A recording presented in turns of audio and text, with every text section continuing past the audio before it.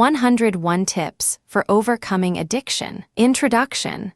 Dealing with addiction. Addiction is an issue affects people from all walks of life. Not only is the addict affected, those people close to the addict will feel the destruction of addictive behavior. The following tips have been compiled to give you information about different addictions and how you can begin your recovery. Some of the tips included in this book include the importance of understanding what addiction is all about, understanding the stages of addiction and the stages of recovery, information about the detox process, information about treatment programs, how you can get the most out of treatment programs, the importance of personal goals, the importance of finding balance in your life, dealing with denial, getting fit both physically and mentally, the importance of finding your own personal power. Tip 1. Understand addictions. Addictions eventually catch up with you and change your life in such a way that you will have to face the fact that you need help. Recovering from addictions usually happens once you have hit the bottom and finally realize that you need help from outside sources so that you can lead a life that is addiction-free. There are many types of addictions that will have a devastating effect on your life. Addictions and recovery from them require that you actively seek help from a source other than yourself. You may want to start by consulting with your family doctor or with an addictions counselor. This is a good place to start since it will be important to access both your emotional and your physical behavior as they are related to your addictions and your substance abuse. You and your doctor will need to decide what is going to work best for you in order that you stop using your drug of choice. It won't matter what your type of addiction is,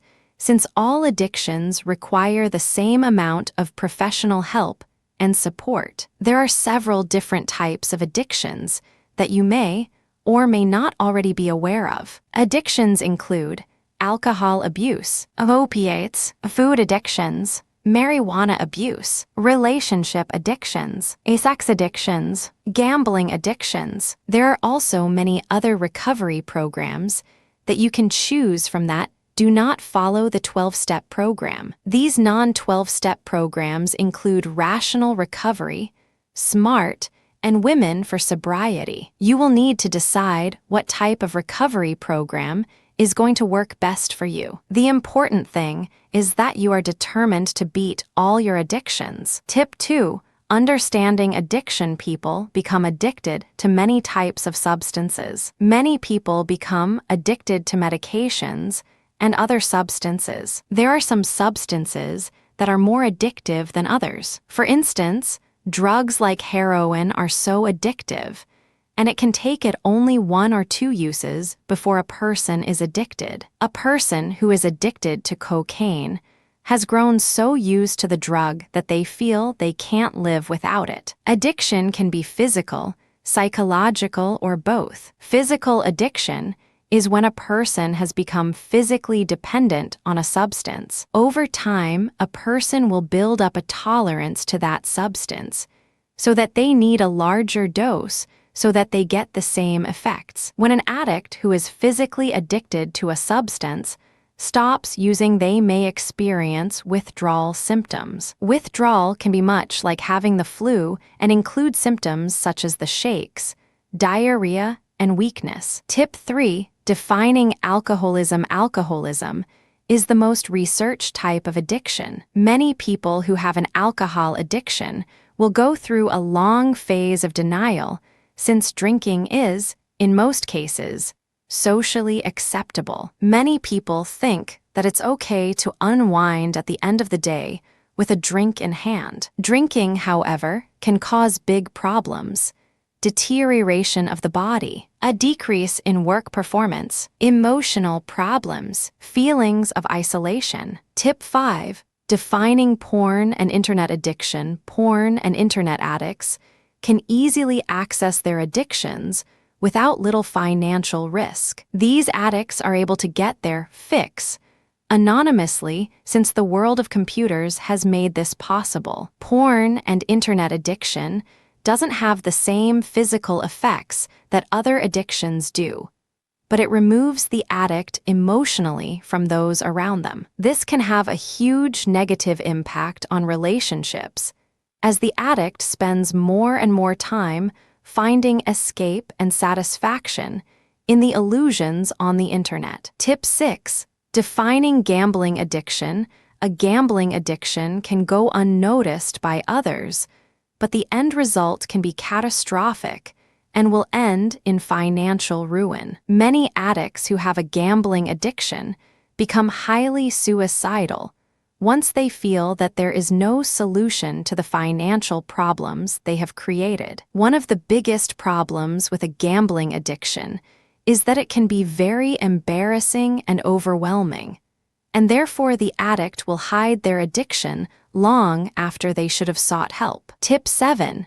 Believe that recovery is possible. Freedom from addictions is often referred to as recovery. There are many temporary solutions for freedom from addictions, but there are really only two ways to permanently overcome addictions. One of the most common methods of overcoming addictions is to be firm with the practice of abstinence. This means that you completely stop using your drug of choice so that you have no way to continue to feed addictions. This means that the alcoholic can never have another drink, and that the gambling addict can never again go to a casino or other place where any type of gambling action takes place. This method of abstinence, however, won't work with food addictions since you cannot stop eating. Wanting to give up your addictions is one thing, but to follow through with abstinence is usually very difficult for an addict. Many addicts think that they can continue with their addictions, but to only use their drug of choice in a moderate manner. For most people with addictions, this is only a dream and wishful thinking. Full recovery from addictions for most addicts will mean a lifetime of abstinence from their drug of choice. For those addicts with addictions that can be controlled by limiting the drug of choice in a moderate manner, there is the realistic goal those addictions can be overcome permanently. These types of addictions include food addictions, shopping addictions, and sexual addictions. The addict will need to decide how much moderation they need to exercise before their addictions take over with addictive behavior once again. This is the path of recovery from addictions. Tip 8. Signs of addiction. The most obvious indication of an addiction is the addict's need to have a particular drug or other substance. However, there are many other signs that can suggest that there is an addiction. This can include weight loss, weight gain, or changes in mood. Look for the signals that someone you know may have an alcohol or drug addiction. Some of these signals can include using alcohol or drugs to relax, using alcohol or drugs to forget about problems, loss of interest in those activities that were once important, keeping secrets from friends and family, withdrawing and wanting to spend more time alone, missing school and unexplained absences, falling grades, different friendships that aren't always healthy, spending time finding ways to get drugs or alcohol, stealing money, stealing items and selling them for cash, failed attempts at addiction recovery, anxiety, depression, anger, mood changes. Tip 9. Addictions don't start overnight. Addictions don't start overnight and therefore won't disappear overnight either. Most addicts don't recover from addictions by following just one step. Successful recovery from addictions means starting recovery at one point in the addiction and working hard at maintaining a level of transformation of change. This transformation involves changes in relationships, actions, and behaviors. Recovery from addictions is a very personal experience for each addict as they make changes in their lifestyle and work towards a life free from addictions. Addiction and recovery are a long process and not a single event. This means that you need to remember that it may take some time to enter the recovery phase. Although everyone, including the addict, will be impatient for recovery, it's important that the steps of recovery are not rushed. The more that the addict and their family understand about the recovery process, the better chances there are for a full-time recovery. Tip 10. Understand the stages of recovery.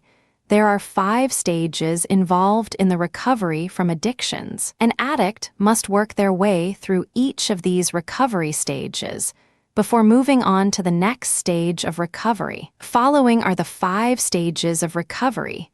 Stage 1. Awareness and early acknowledgement. This stage is where addicts admit that they have addictions. Stage 2. Consideration and incubation. In this stage, there is further increased acknowledgement about the addict's addictions. Addicts will start to understand the importance of abstinence or moderation in the treatment of addictions and begin moving in the direction of really wanting to make the process of recovery work for them. Stage 3. Working towards early recovery activity. This is the stage where the addict moves beyond the denial of addiction and is ready to consider some form of therapy or recovery program. Stage 4. Beginning rehabilitation. Addicts learn skills to fight their addictions and learn new behaviors. They will learn the skills that they need to change their old habits, as well as develop new relationships that are healthy and take them away from the old normal into a new normal. Stage 5. Maintenance of recovery. At this stage, recovery from addictions is almost complete. Addicts need to realize that even though they have reached the final stage of recovery, they always need to be aware of their addictions for many years to come. Addicts need to understand they will always have to stay on top of their addictive behavior. Tip 11.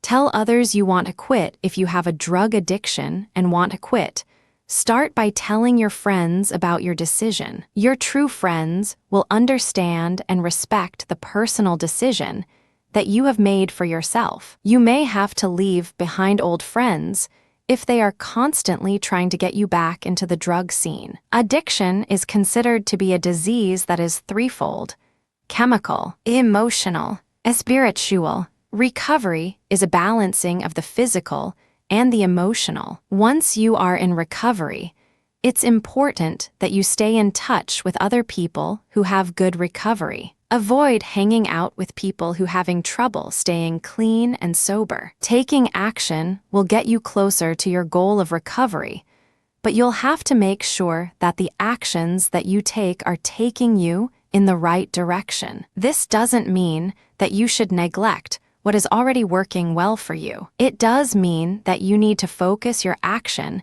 in the direction where you're going to see the most progressive results. Learn to be flexible in your behavior so that you are ready to take advantage of all opportunities that come your way. Keep checking to make sure that your action is taking closer to your goals. When you make these frequent checks to your actions and how they relate to your goals, you'll be able to stay on track. Tip 12. Ask family and friends to be there for you. Ask your family and friends to be there for you when you need them. Be prepared to wake someone during the night when you feel that you need to talk. Don't handle things on your own when you can reach out to those people who love you and want. Develop your own mission statement. Businesses come up with a mission statement that defines their goals and purpose. It's important that you do the same thing. If you had to sum up your life purpose in a single sentence, what would it be? Take some time to define your own personal mission so that you are as clear as possible about where you are going and how you are going to get there. Tip 13.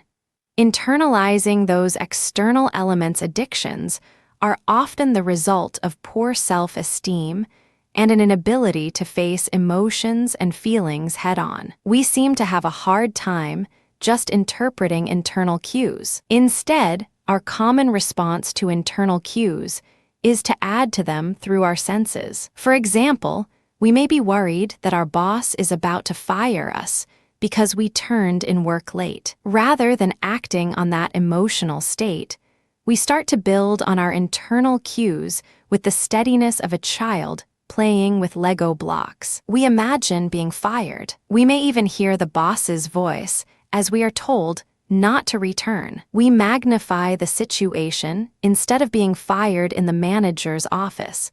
We picture our supervisor screaming at us in the lobby, with everyone watching. We imagine all the other things we have done wrong at work, and we start to see our manager as a terrible person, a completely unfair person. From a simple worry, we proceed quickly to complete panic and terror of losing our job, something that may not even happen. Tip 14.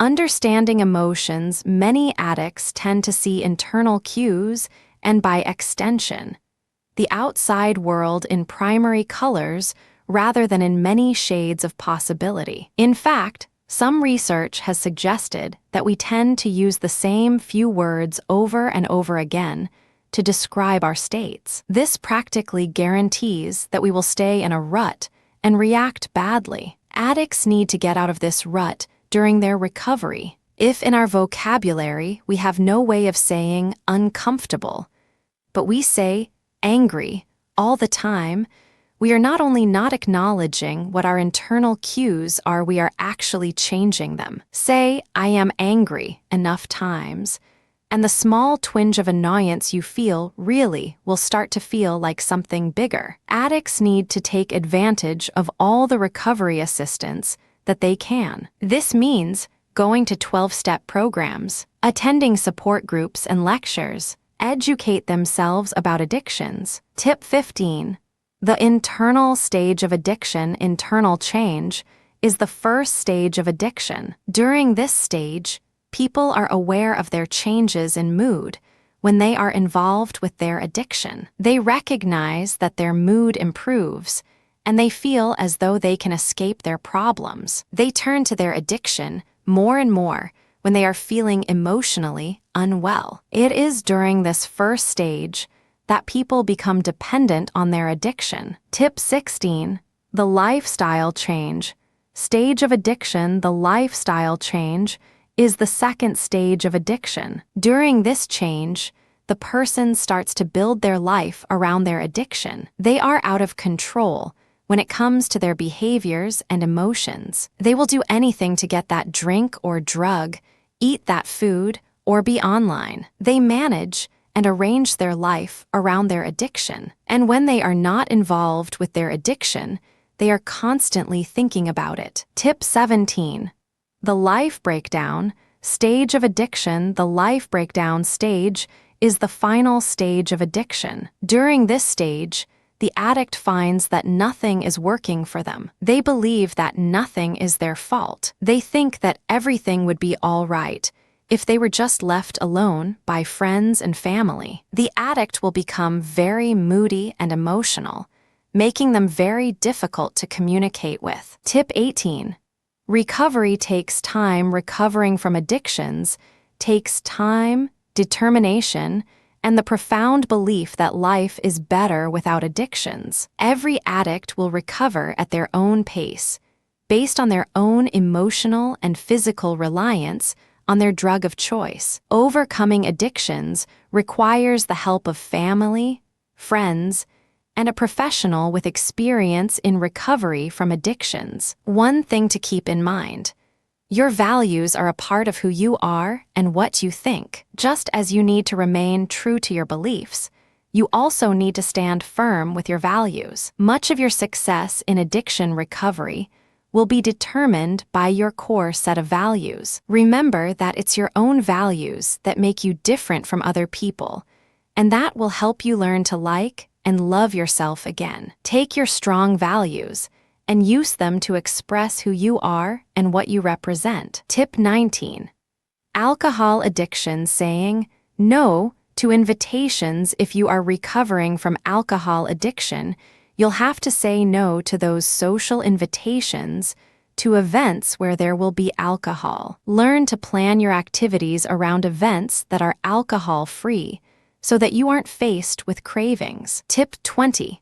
The negative role of anxiety and depression. Feelings of anxiety and depression will play a negative role in whatever addiction you are battling. When you are anxious or depressed, you are more at risk in taking an active role in your addiction. These negative emotions can be hard for the addict to manage. These will be the times when you turn to your addiction for relief from feelings that you don't want to feel. Any treatment for addiction will pay close attention to teaching the addict how to deal with feelings of anxiety and depression. Tip 21.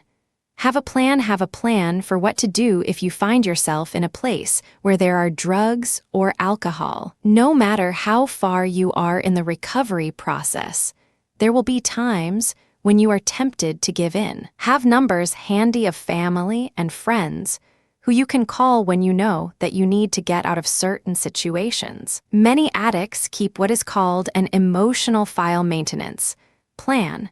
Write down your wish list of goals and dreams. Write a list of what you have accomplished in the past year. Learn time management tools so that you are focused each day. Keep a journal with you at all times where you can write down your thoughts and feelings. Throw this list away at the end of each day so that you don't hold on to negative emotions. Write a list of recovery goals. Write down some of your past experiences and how you felt about them. This is a good opportunity to work through some personal past issues. Tip 22. The factor of compulsion and obsession. Every addict will become obsessed with their addiction. After some time, nothing will be as important as this addiction. Everything else will be less of a priority, including family, friends, work, and personal health. The addict will constantly repeat the behavior that is part of their addiction without regard to consequences. A note on negative action.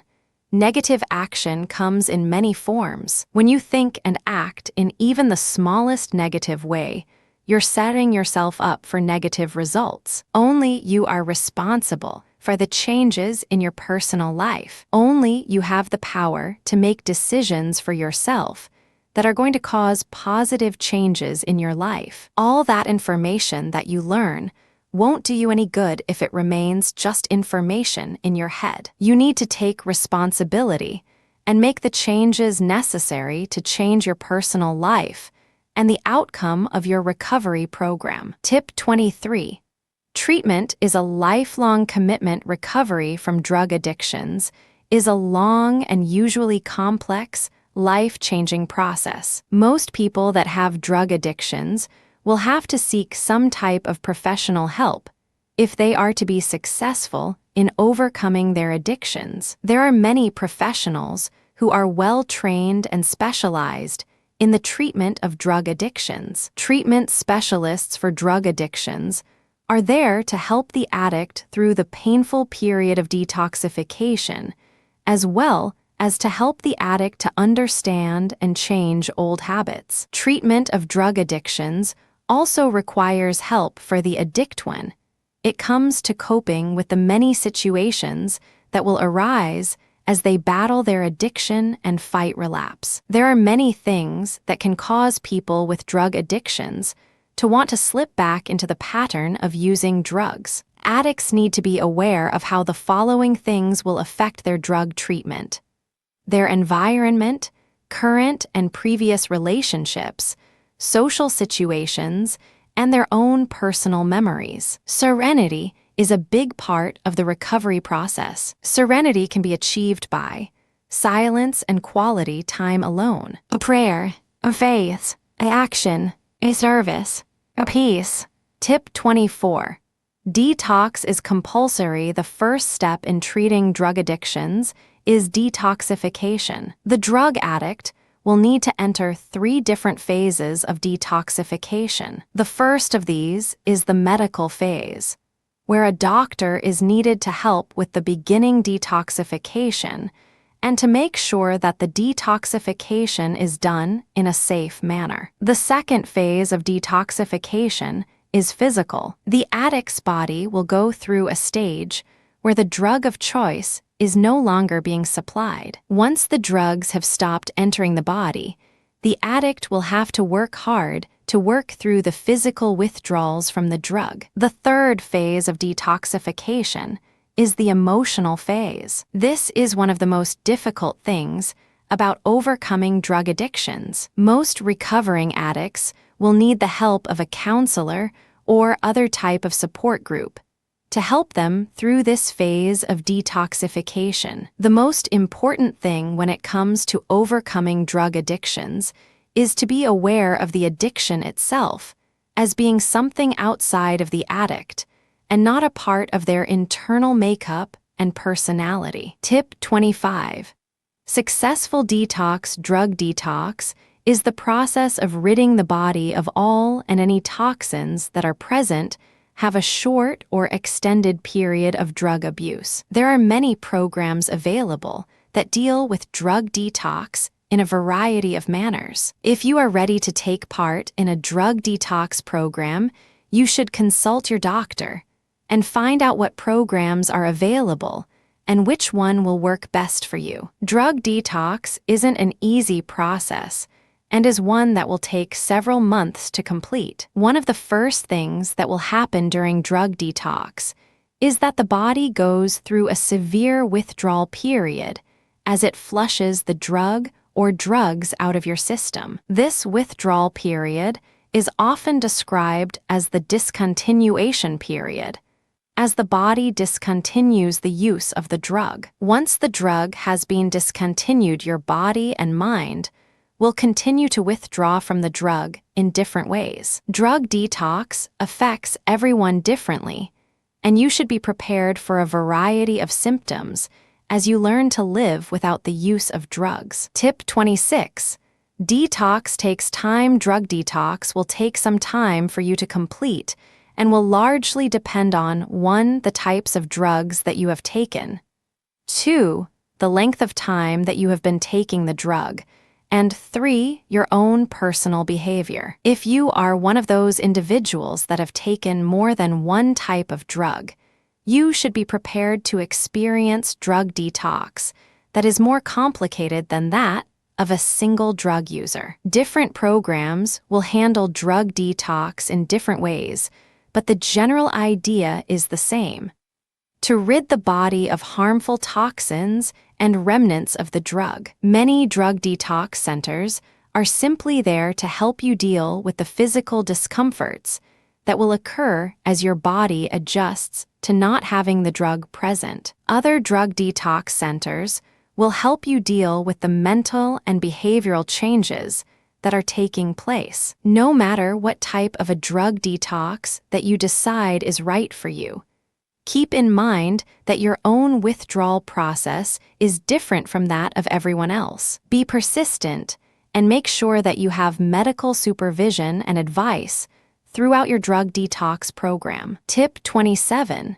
Using rapid detox. Rapid detox is the process of ridding the body of drugs that are highly addictive. Highly addictive drugs, such as methadone and heroin, are rapidly purging from the body so that the drug addict can begin a program of drug rehabilitation. Rapid detox must be done under medical supervision, under the care of a doctor and medical team. Rapid detox is often done through a procedure that is known as reversal. During this rapid detox procedure, the individual is put under a general anesthetic to minimize any discomfort. After the reversal procedure is complete, the person is put onto a drug detox program to handle the symptoms of behavioral withdrawal. It is recommended that after rapid detox is complete, the person undergo counseling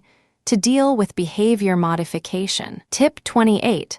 The procedure of rapid detox. The procedure of rapid detox is very simple. The person, under general anesthetic, is given medications that will flush the narcotic from the body's system. Because of this sudden flushing, the person will experience immediate withdrawal symptoms. This is why, during rapid detox, the person is kept unconscious so that they don't experience the severe pain of immediate withdrawal. After the narcotics have been flushed from the body, the person is given one of two types of drugs to help accelerate the process of the withdrawal period. The two safe drugs that are used during rapid detox are naloxone and naltrexone. The process of naltrexone reduces the normal withdrawal period of 6 to 7 days down to 6 or 7 hours. Using the rapid detox procedure,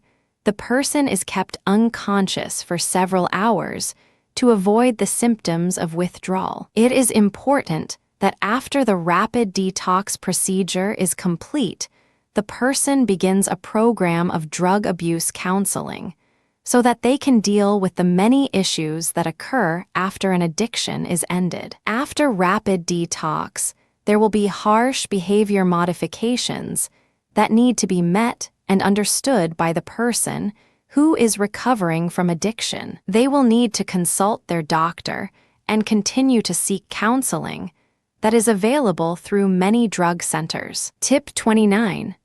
Alcohol detox. Alcohol detox is available for those people who are addicted to alcohol and want to give up their addiction. Alcohol detox is a treatment that is available for alcoholics and is the process of ridding the body of alcohol. Once the alcohol is out of the body's system, the person must undergo further treatment by seeking counseling and help in changing the behaviors that exist during alcohol abuse. Tip 30.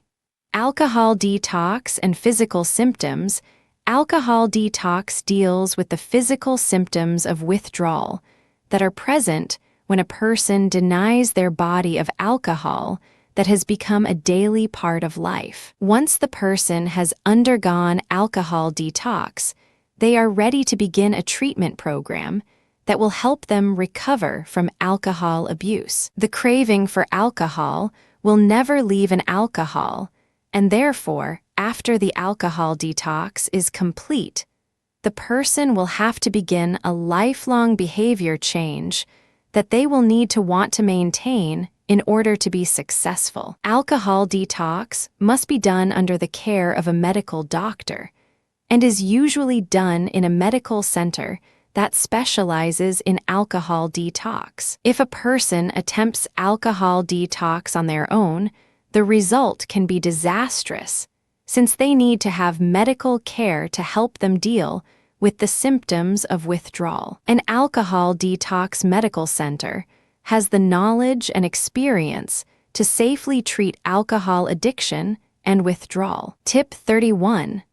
The process of alcohol detox. Alcohol detox is a different process for every individual and will vary each time. There are several symptoms of alcohol detox that the person will be made aware of by their doctor. These symptoms include nausea and vomiting, sweating, hand and arm tremors, trouble sleeping, anxiety, rapid pulse, physical discomfort, agitation and frustration, and in extreme cases of withdrawal, hallucinations. When a person begins the program of alcohol detox, they will be made aware of what to expect and be given advice and medical care during the entire process. Recovering from alcohol abuse will time, patience, and determination. Under the care of a caring medical staff, the procedure of alcohol detox is as gentle as possible. Tip 32. Liver detox. Explained. Liver detox is something that you'll want to think about once every couple of years so that you can properly cleanse your body of impurities and toxins, or when you are battling an addiction. Liver detox means that you are cleaning your body of toxins and impurities that have been in your body over a long period of time. Liver detox is done by many people each year and has proven effective in boosting your body's immune system and maintaining your overall general health. Tip 33. Liver detox of alcohol addiction. Liver detox cleanses your body of the toxins that have accumulated in your body from alcohol addiction, as well as from the things that you eat, as well as from the environment around you. Every day you are exposed to any number of toxins that are present in everything from the air that you breathe to the water that you drink. These toxins are stored in your liver and can be the cause of many medical conditions and problems. A liver detox will cleanse your liver as well as other organs in your body and help you to lead a healthier lifestyle. One of the things that you will want to make sure that you concentrate on after you have completed a liver detox is eating a diet that is sufficient in dietary fiber. Dietary fiber will help to cleanse your digestive tract. This ensures that the harmful substances that your body doesn't need to absorb are quickly removed from your body instead of stored in the liver. A liver detox will cleanse your body of the things that you put into it, as well as the things that you expose yourself to. Some of these toxic things include alcohol, deep-fried foods, bug sprays, exhaust fumes, and pollution. All of these substances can put undue stress onto your liver and create health problems now and in the future. This is the time that you should consider a liver detox. When your liver is stressed, it is unable to clear the toxins from your body in an effective manner. When your body is stressed, you will find that you are short of energy and that you are often sick with small ailments such as the flu and a cold. Consult your doctor about a liver detox program. Tip 34. Detox centers. A detox center is a medical facility that deals with the detoxification of the body after it has been exposed to and abused by a number of different substances. A detox center helps people with addictions to seek the medical help that they need so that they can live a life free of substance abuse. Tip 35. Detox centers for substance abuse. There are many different types of detox centers, and each detox center will have a different function and role in the detox process. There will usually be a medical doctor present for each detox procedure that takes place in the detox center. A medial staff is there to assist the addict in rapidly detoxing from the substance of abuse and to make the process as pain-free as possible. When a person enters a detox center, they are usually doing so under the advice of their doctor. Most detox centers will only take a patient that has been referred by a medical doctor. A detox center is available for a variety of substance abuse problems. These problems can include alcohol abuse, narcotic abuse, and chemical dependency. Many times a person will enter a detox center and have multiple addictions that need to be dealt with. In these circumstances, a detox center will usually deal with all of the addictions so that the person can cleanse their body of all toxic substances at one time. The more addiction that a person has when they enter a detox center, the longer it will take for the substance of abuse to be flushed from the body, and the more counseling and therapy a person will need once the detox center has helped them through the withdrawal of their addiction. Tip 36. Detox center procedures. When a person enters a detox center, they will have to sign papers that give the detox center permission to give medical treatment for the person's addiction. They should be prepared to stay at the detox center for anywhere from several days to a few weeks. Many detox centers will provide immediate and long-term counseling to their patients. Depending on what substance a person is entering the detox center, for they can be assured that an experienced medical staff is there to help them every step of the way. Tip 37.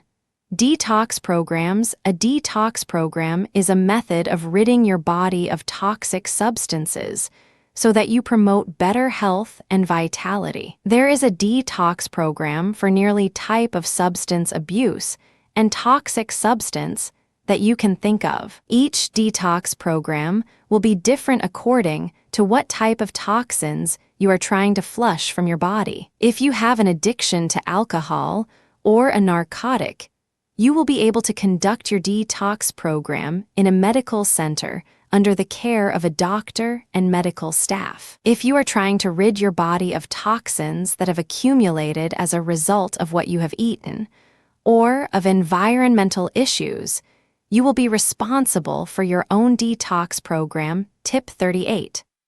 Choosing a detox program. What type of detox program that you need will depend on what your symptoms are and what you are trying to cleanse. One of the things that you may be trying to accomplish is the cleansing of your circulatory system. There are many things that contribute to the evidence of toxic substances in your blood and in your veins, arteries, and capillaries. When you have faulty digestion, the waste from your foods will form a lining on your arteries that hinders the structure of the cells that need proper nutrition. It is this lining that keeps your arteries and veins from getting the proper nutrition that they need to be healthy. After a period of time, these arteries and veins will become hard and will be unable to contract or expand as they once did so easily. There is the danger that these veins and arteries will become breakable and brittle, causing severe medical problems. You want to think of a detox program long before you have permanent damage from toxins in your body. Tip 39. Detox for health. Other detox programs are available for your body and include a detox program for the kidneys, colon, and liver. It is important that your body functions smoothly and be able to flush out the toxins in your body through the liver, kidneys, and colon. Any detox program will help you to cleanse these organs of your body so that you are able to experience better health and vitality. Tip 40. Addiction to OxyContin and detox. OxyContin detox involves the detoxification of OxyContin from the body. OxyContin is the name of a narcotic that is used to treat severe pain. Since OxyContin is a narcotic, it is highly addictive and should only be taken under the strict guidance of a doctor. OxyContin detox is necessary after someone has overused the narcotic for a medical health reason. Tip 41.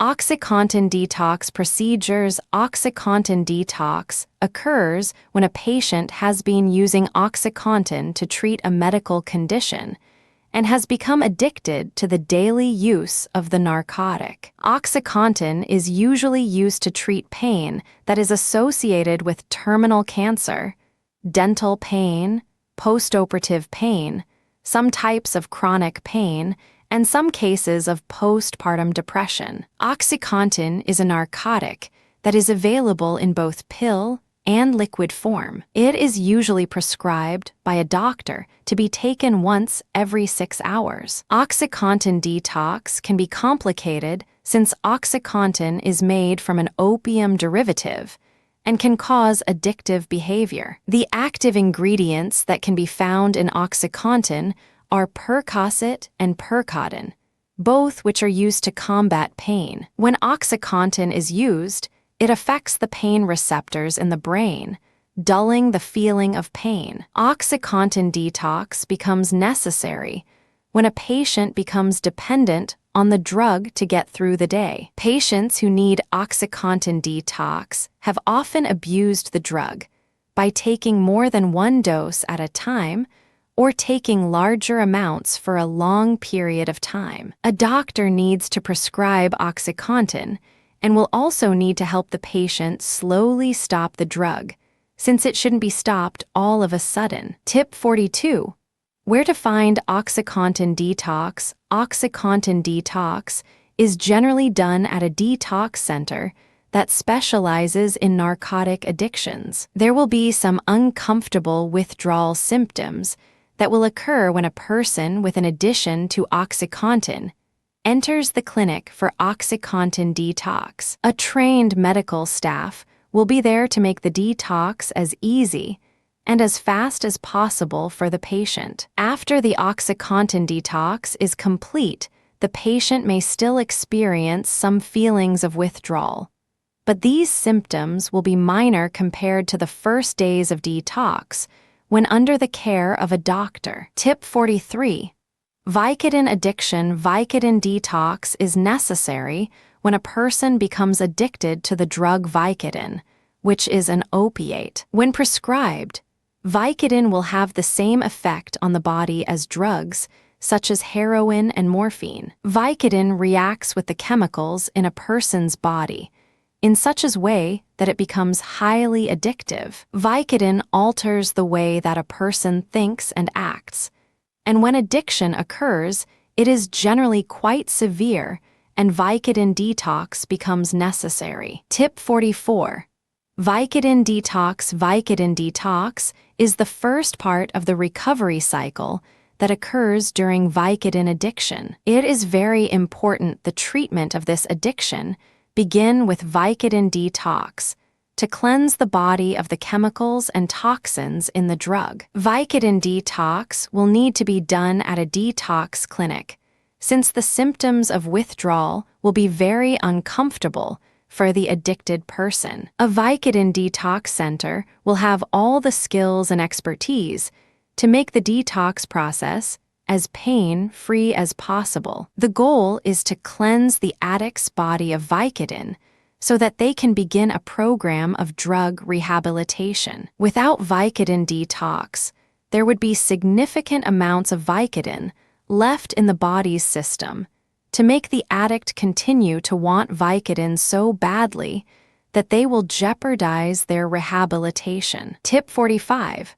What to expect from Vicodin detox. Some of the symptoms of Vicodin detox include convulsions, sweats, nausea and vomiting, hallucinations, and dizziness. The patient may experience these painful withdrawal symptoms that make it necessary for the Vicodin detox to take place under the care of a doctor and experienced staff. Once the Vicodin detox is complete, the patient will have to continue to undergo therapy and counseling so that they learn about their addiction and the signals that they should look for with a returning addiction to Vicodin or any other opiate type of drug. One of the most negative side effects of Vicodin addiction is the mental anguish that the addict experiences. Vicodin detox must be overseen by a doctor specialized in the Vicodin detox process. Tip 46.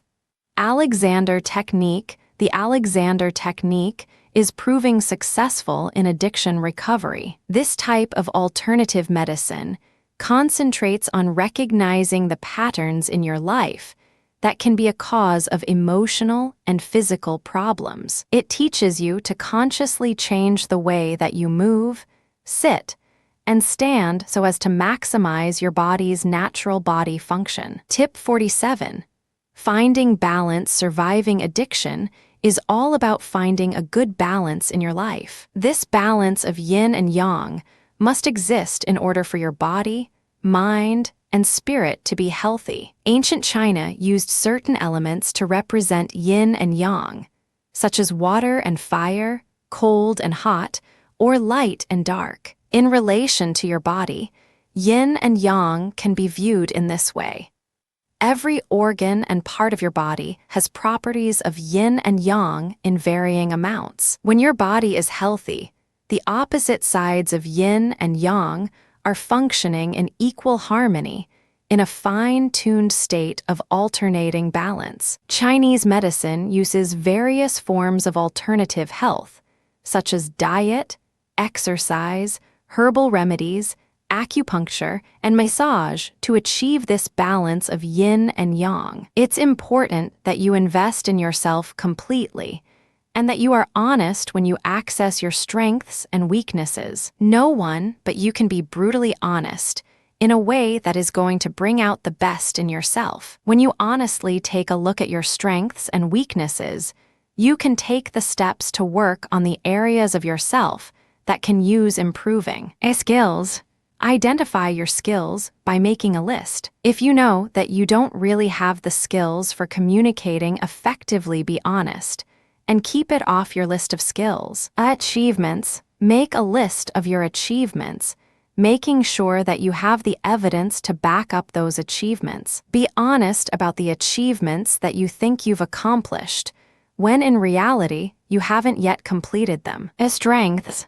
Concentrate on your strengths and list them honestly. There are probably some things that you don't consider to be strengths, but that should go on your list. If you're uncertain about one of your strengths, ask someone who is close to you to verify it. What are you proud of? List the accomplishments in your life that you are proud of. Include anything from your academic accomplishments to your personal achievements, no matter how minor they may seem to you. Tip 48. Breathing techniques. Recovering addicts need to learn new methods of coping. Techniques such as breathing deeply when upset and techniques of meditation are often effective in dispelling a bad mood. Many studies have suggested that light exercise is also often quite effective in reducing the intensity of a bad mood. For the office environment, short journaling can be a great way to get rid of a destructive mood. The idea is that every time an employee finds themselves in a terrible mood, they quickly jot down their anger or mood on a piece of paper. List some things they can do to improve the situation which caused their mood, and then put the paper away in a locked drawer. The process of externalizing moods, deciding what can be done about them, and then physically putting the problem out of sight has been found to dissipate bad moods much of the time. This technique is also great because it can be done anywhere for any problem, and takes very little time out of the day to complete. Tip 49. Finding personal power. One of the most important things that people can do to reach their personal and professional goals is to cultivate and nurture their own personal power. Personal power is one of the most incredible allies that an individual can have when it comes to achieving success. Personal power is all about believing in yourself, your accomplishments, and your ability to reach your goals. When people have this personal power, they become confident and motivated to go after the things they want in life. Just think of the rewards that you will receive when you have a great sense of personal power. There are no limits when it comes to the goals that can be reached, first and foremost being recovery from addiction. Self-awareness is a continuous process of renewal that you should get in the habit of implementing in your life. This concept is based on the 7th habit of Stephen Covey's book, The 7 Habits of Highly Effective People. One of the techniques that you use for reaching your goals should be the constant renewal of your physical, social/emotional, spiritual, and mental areas of your life, so that you can achieve the balance that you need to be successful in your personal and professional life. Recovery from addiction means becoming more aware of all areas of your life. Tip 50. Art for therapy. Consider taking a drawing or other art class during your recovery stages. This type of focus and concentration will help you build the confidence and skills that were lost during your addiction. Many people will simply say they can't draw. They never could, and they never will. Drawing is talent you are either born with or you aren't. However, more and more people are realizing that with a few basic techniques, anyone can be drawing amazing pictures that they never thought possible. Learning how to draw and sketch is a great way to spend quality time alone, so that you can get to know yourself once again. Tip 51. Baby steps to fitness. The most important thing that you can do to become more fit is to start exercising in any small way that you can. You need to start slow, particularly if you haven't been active in some time. Try adding 30 minutes of walking to your daily routine so that you can start to see your fitness changes. After you've started to notice the benefits of these 30 minutes, you can start walking for a longer period of time for a further distance. Or you may decide that you want to try other forms of exercise, such as hiking or power walking, so that you can increase or maintain your newfound level of fitness. Any new fitness level that you achieve will help you on your road to recovery. Tip 52. Exercise anything goes. Leading a healthy lifestyle means eating right, getting enough sleep, and exercising regularly. But what do you do if exercise is that one thing that you can't bring yourself to follow through with on a regular basis? There are many forms of exercise that you can incorporate into your life that are fun to do and participate in so that you get the workout that you need to stay fit and healthy. Join a sports team. Take part in group exercises at the gym. Try something different like belly dancing or kickboxing. Lift weights at the gym. Try outdoor activities such as hiking, biking, or canoeing. Exercise is essential if you're going to lead and maintain a healthy life. Find your favorite form of exercise and stick with it so you can enjoy the benefits of a healthy body and mind. Tip 53. The importance of walking for addiction recovery. Walking is one way that you can spend more time focusing on your recovery while getting fit at the same time. After you start walking, you should try to follow the same walking route for at least 2 weeks as your body adjusts to this new level of fitness. Make sure that you measure how far you walk and how long it takes you to walk this far, so that you have a milestone against which to measure your future walking plans. After 2 weeks, you can start to walk a little further, adding more distance each week so that you're challenging yourself. By taking small steps, you'll be letting your body adjust to this new fitness routine so that you won't hurt yourself by walking too far. Tip 54. The advantages of fitness. Taking the time to become more fit during the recovery process has many advantages. Start a routing and stick with it. In just a few short months, you'll find that the steps that you've taken towards fitness have paid off. You'll notice a big change in your level of fitness and find yourself sleeping better, having more energy, and feeling better about your life. Tip 55. The importance of nutrition recovery from an addiction means that you have to pay even more attention to what you eat and what nutrients you put into your body. As you are eliminating substances from your body, you will find that your preferences for the taste and texture of food will change. This makes it even more important that you keep track of what and how much you eat, so that you can make sure that you are maintaining a healthy eating pattern to keep your body at its best. It is important that as you are in recovery, that you eat a variety of healthy foods. The greater the variety of foods that you put into your body, the more likely you are to be getting the vitamins and minerals that you need to stay healthy. Make sure that you get at least 5 or more servings of vegetables and fruits each day. There are many ways that you can add more vegetables and fruits to your daily diet. During recovery,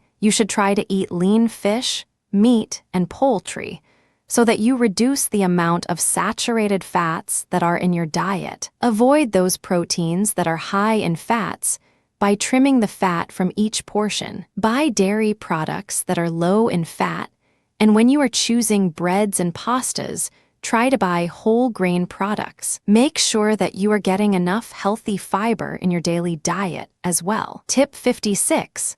Drink plenty of water as your body is the recovery stage.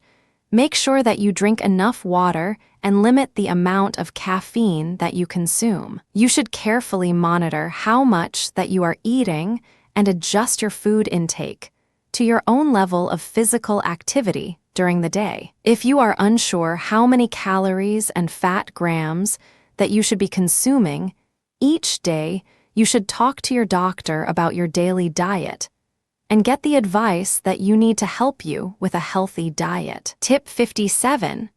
Alternative health. Alternative health is becoming more and more popular as more and more people look for other solutions to their addiction problems than the use of traditional medicine. There are many methods of alternative health that focus on different parts of your body, mind, and spirit. If you are looking for alternative health practices to incorporate into your life, take the time to research and see what alternatives exist.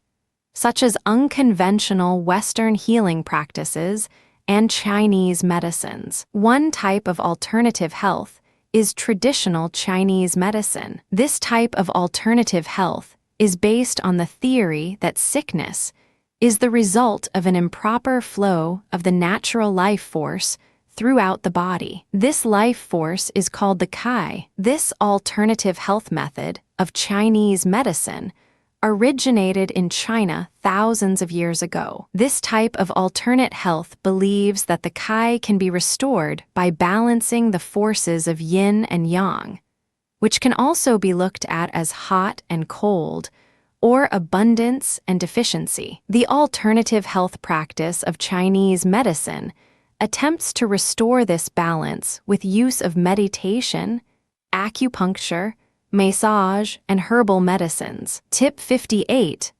Acupuncture. Acupuncture is a popular form of alternative health that is practiced widely around the world. Acupuncture is the practice of stimulating certain parts of the body by inserting very small needles into the skin and tissues. Sometimes added stimulation is achieved by the addition of a low-voltage electrical current. It is believed that the sites of the body that are stimulated by the needles will be unblocked, and the energy of qi will flow once again along the proper pathways, restoring the natural yin and yang in the body. This type of alternative health has become very popular in the Western world. Another form of acupuncture is known as acupressure and uses massage to stimulate the body rather than needles. If you choose acupuncture as an alternative health method, make sure that you get as much information as possible before finding a qualified doctor to perform the procedure on you. The more information you have about any type of alternative health, the more successful you will be with the results. Tip 59. Health and mind techniques for addiction. Many alternative health methods come into the category of body-mind techniques and are founded on the idea that it is both the emotional and the mental factors of a person that have an influence on the physical health of the body. This method of alternative health category, that is called body-mind techniques, uses a variety of methods to cure and prevent disease. These methods of cure include spiritual, social, and behavioral aspects of a person's life. Tip 60. Meditation and addiction recovery.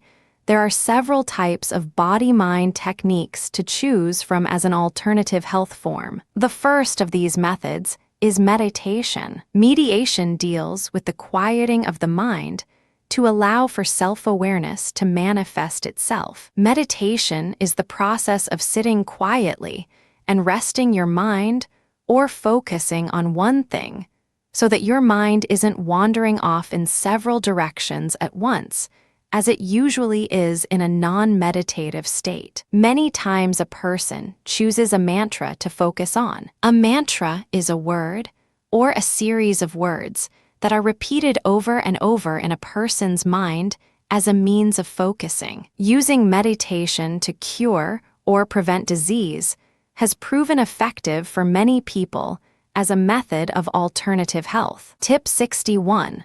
Relaxation and addiction recovery.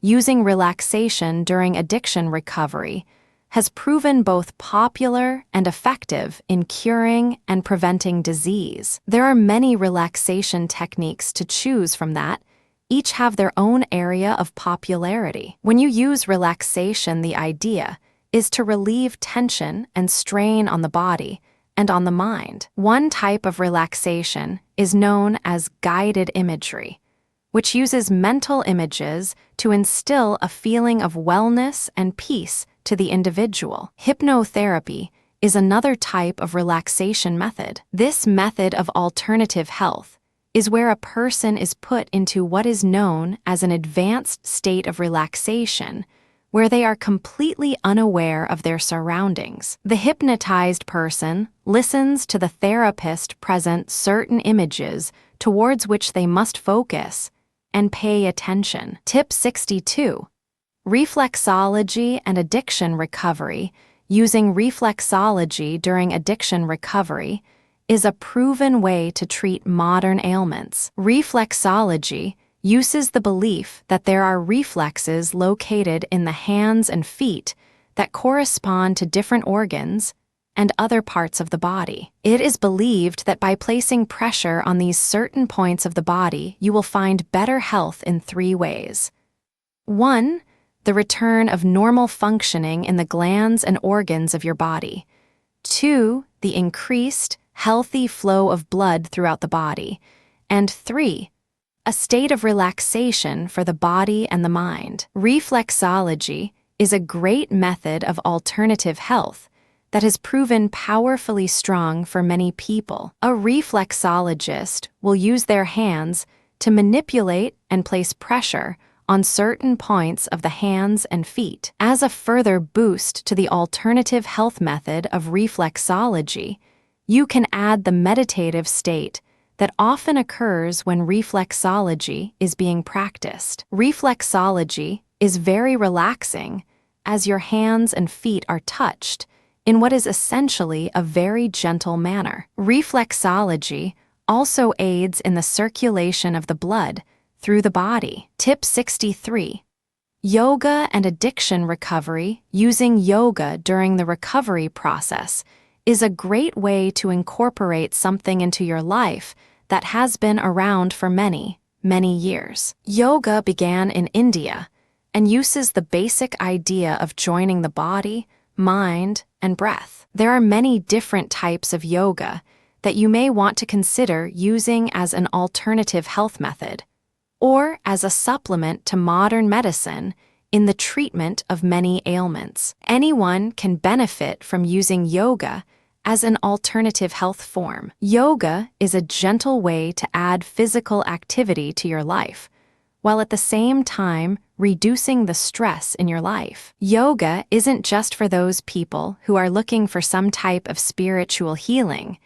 It is also for those people who want to become more flexible and limber. It is because yoga has so many aspects to it that it is widely used as an alternative health method for the treatment of many medical conditions. When you are practicing yoga, you won't be left breathless and in a sweat.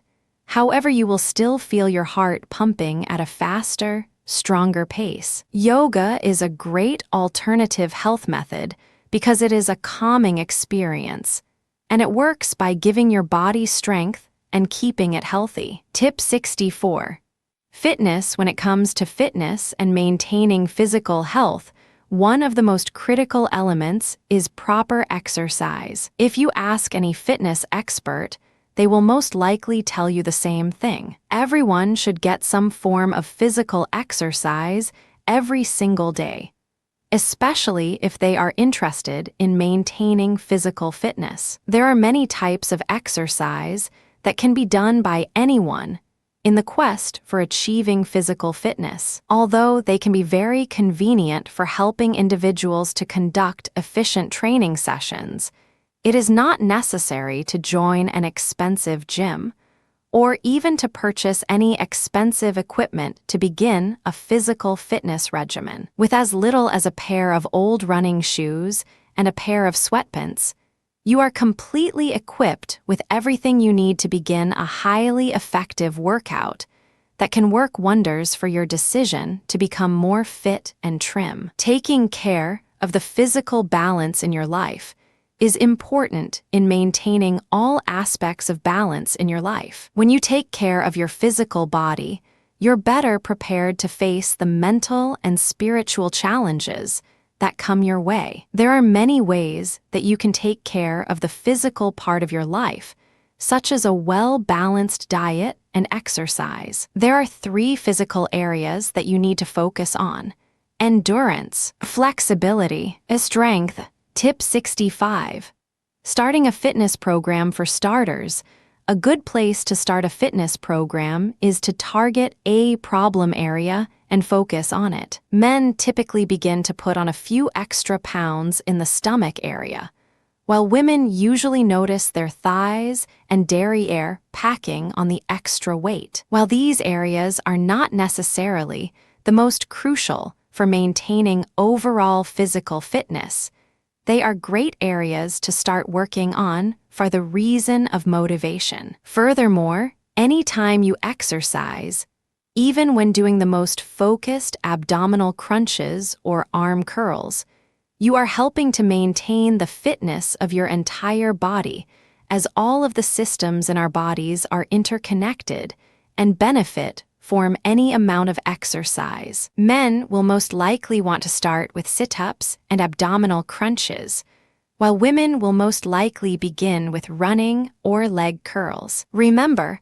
an important part of any fitness routine is warming up and stretching. You should never jump right into exercising, as you can cause muscle cramps that can ruin an entire day's worth of working out. With a little bit of effort, you will find that achieving greater physical fitness with exercise can benefit your recovery program from an addiction. Tip 66. The importance of diet and exercise in the pursuit of achieving a greater level of fitness.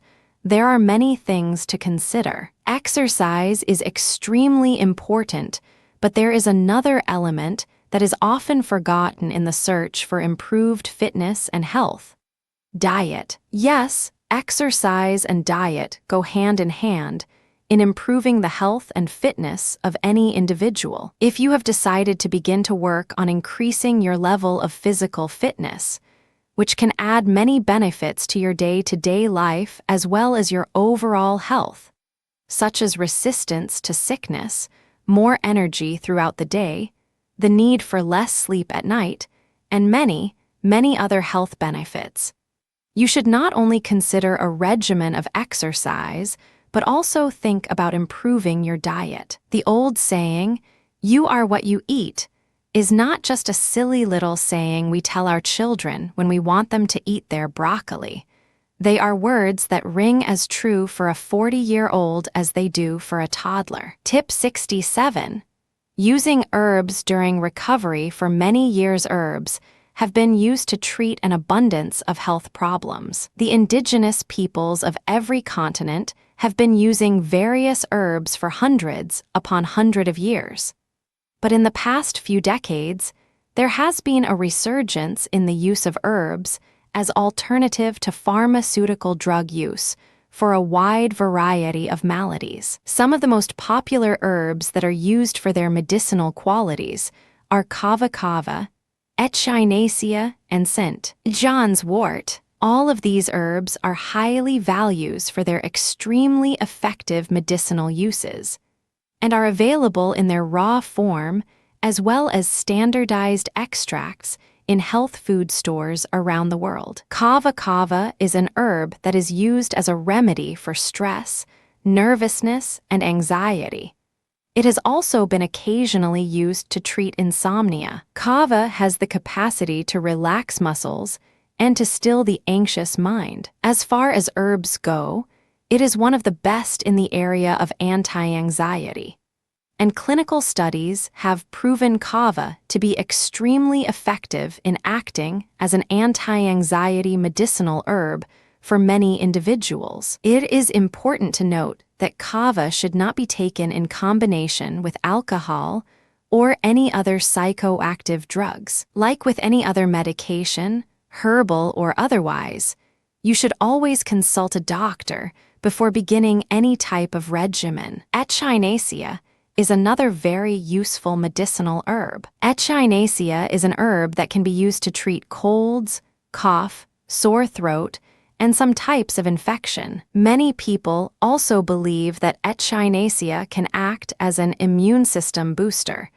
that can help people fight off infection. Although this fact has not been proven, echinacea is still a very useful herb. St. John's wort is another extremely useful herb that has gained a lot of mainstream popularity. It has been used to treat depression and anxiety with a great level of success. St. John's wort is not a quick fix, however, and usually must be taken for 3 to 4 weeks before a difference in outlook will be noted. Furthermore, it is best to avoid the sun while taking scent. John's wort as people taking scent. John's wort will sunburn easily. Tip 68.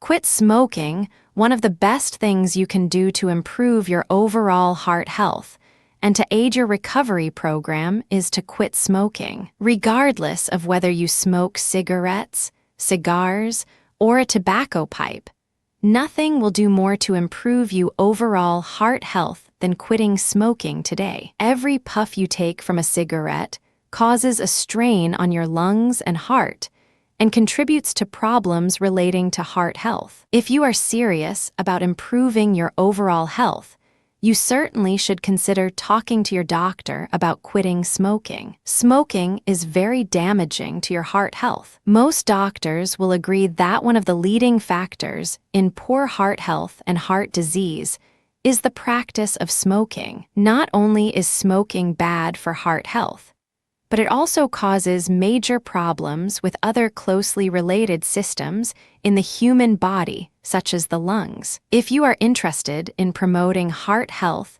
and the overall well-being of your life, you should consider quitting smoking as soon as possible. If you have made the decision to quit smoking in the interest of greater heart health, you should consult your doctor to discuss the possible treatments you can undergo to alleviate some of the withdrawal symptoms that you may experience with the cessation of nicotine. Your doctor will not only be able to assist you in quitting your habit, but may also be able to suggest other methods of improving your heart health and overall health. Tip 69.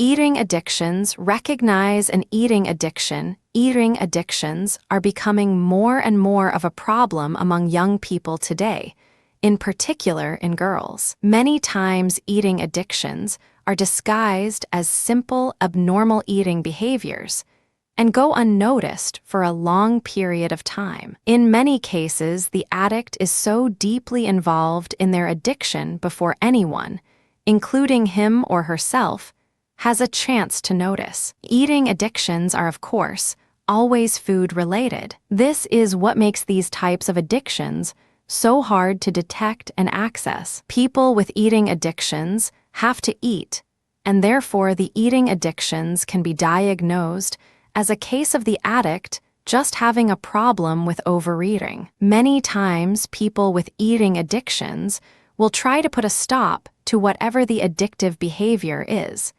but usually without little success unless some other type of awareness and therapy is thrown in. A compulsive overeater can eat for a long period of time following a healthy eating plan, but they will eventually fall back into their addictions and start compulsively overeating once again. Tip 70. Eating addictions. Get professional help for eating disorders.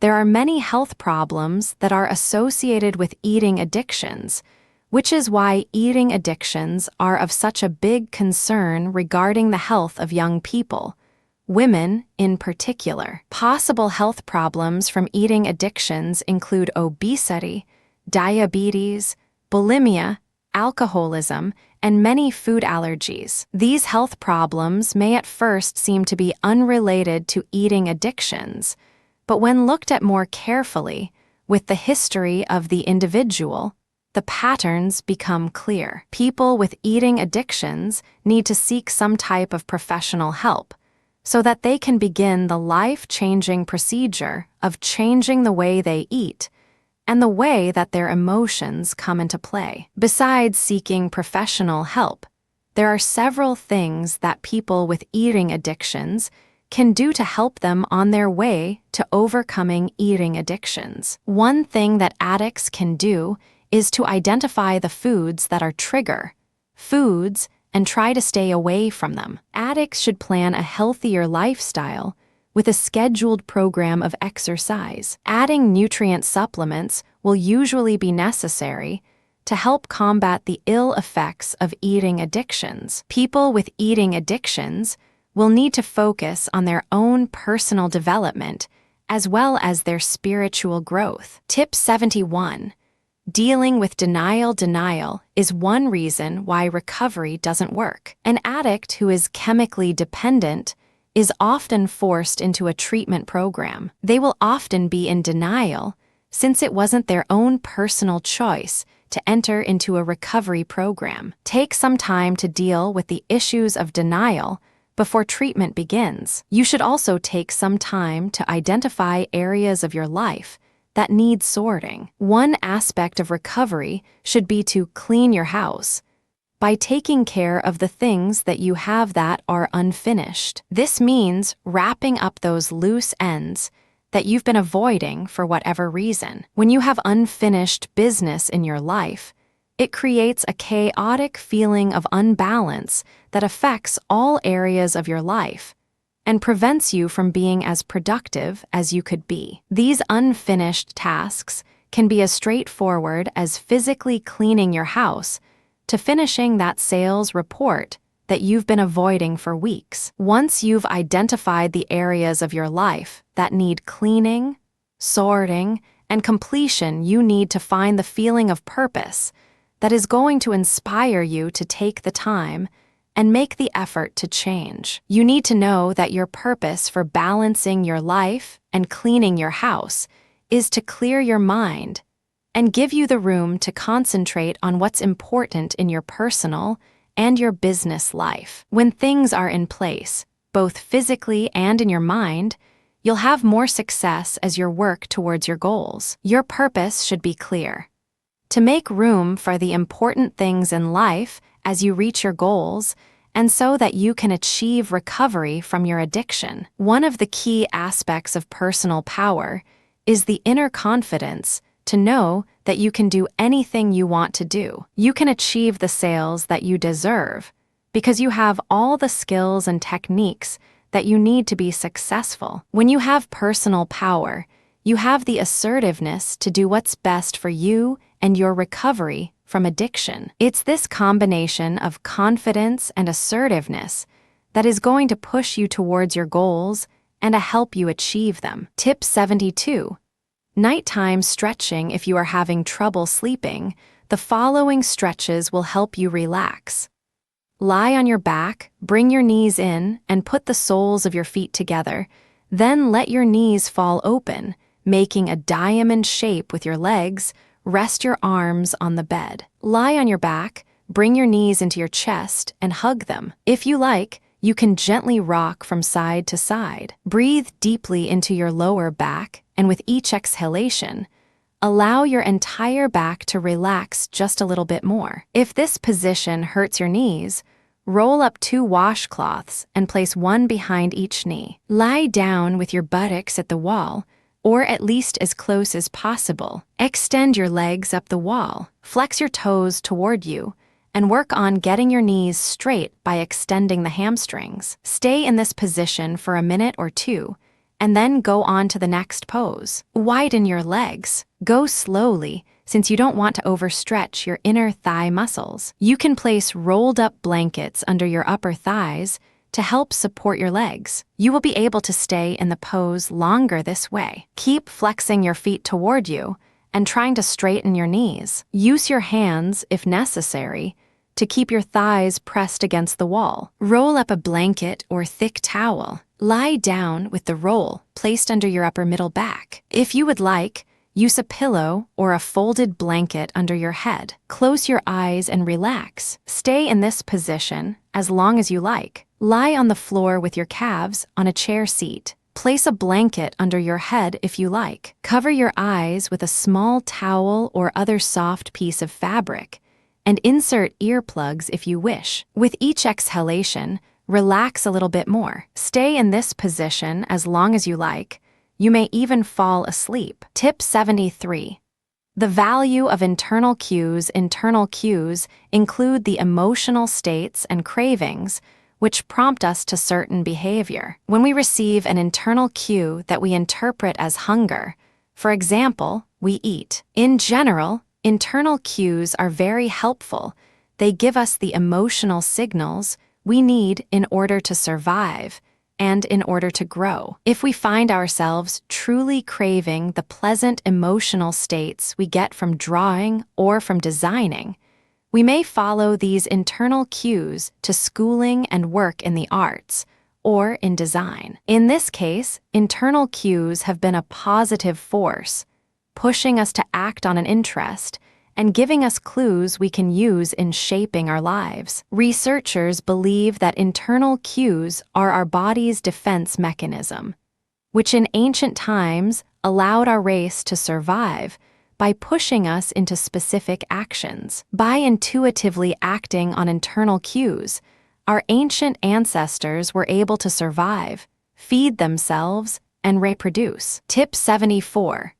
Controlling your internal cues. Simply accepting our internal cues and acting on them does not always give us the results we want. In fact, internal cues may well be one of the more misunderstood aspects of self-management or conditioning. The first mistake that many people make is that internal cues are somehow beyond control. Many people view internal cues, such as emotional states, as vague things, which somehow arrive and control behavior. This ensures not only that internal cues are completely ignored, but also allows us to stay controlled by our emotions and thus deep within our addiction. Tip 75.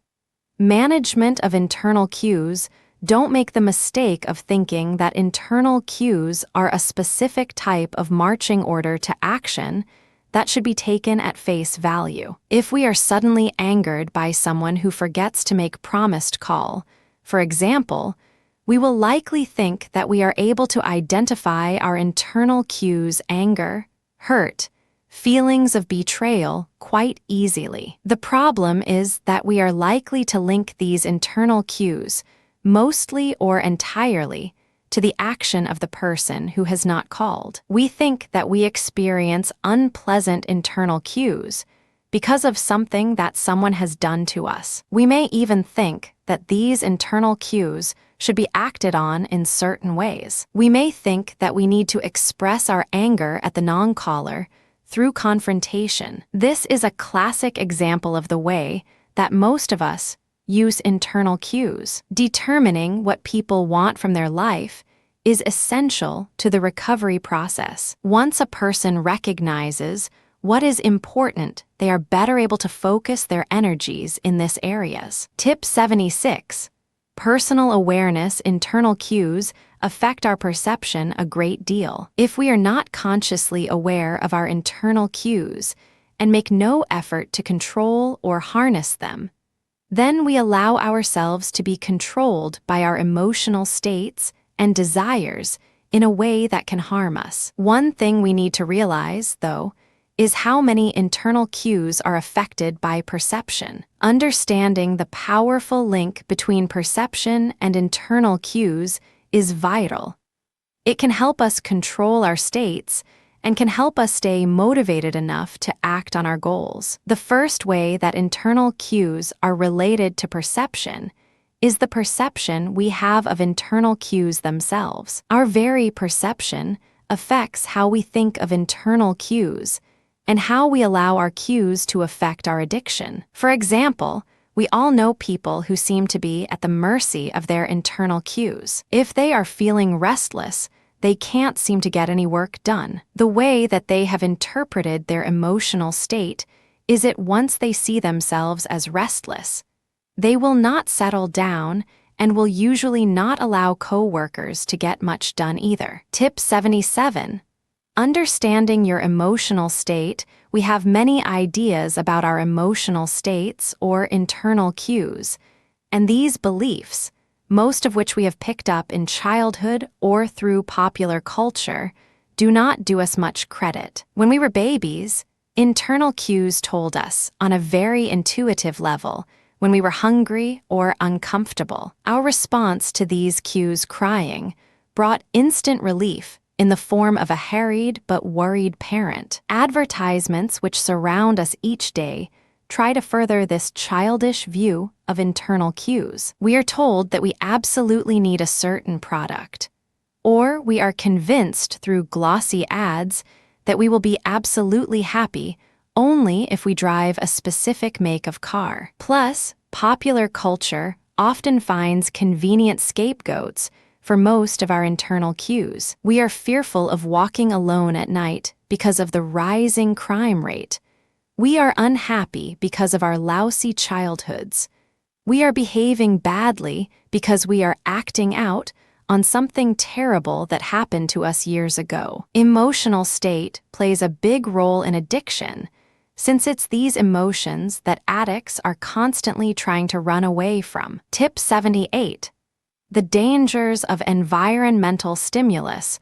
We are given literally thousands of excuses for our internal cues and emotional states each day. And it's these cues that let us justify addiction. We are encouraged to act on these internal cues with almost no forethought. While this certainly keeps advertisers in business, the fact is that this perception of internal cues allows us to mix up cues, actions, and motivations. We basically see the process of internal cues as this: environmental stimulus, internal cues, reaction, action. Tip 79. External events as stimulus to addiction. In this perception of internal cues, some external problem or event occurs, and as a result of that event, internal cues appear. We react to the internal cues and take action. For example, in this perception of internal cues, an event such as the following may occur.